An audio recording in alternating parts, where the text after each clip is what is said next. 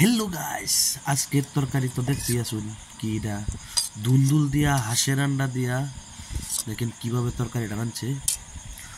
আজকের তরকারিটা ভালো আছে, সাদা ভাত, আপনারা সাথে থাকেন, আমি শুরু করি।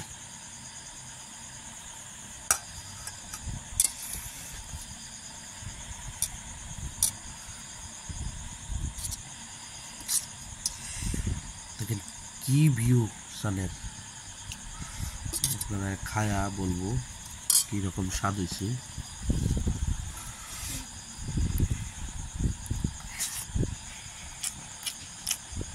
বহুত স্বাদ।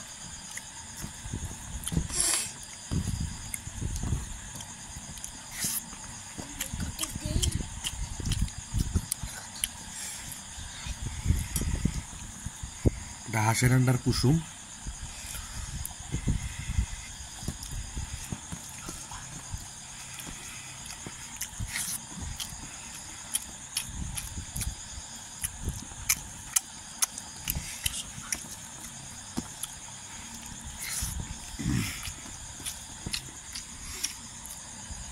অল্প জলই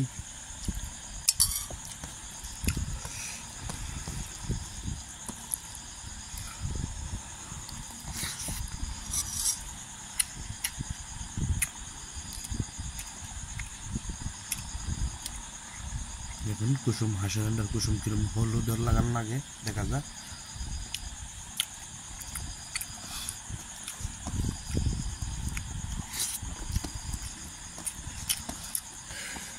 আপনারা গরম তরকারিটা বানাইতে পারবেন, বহুত স্বাদ।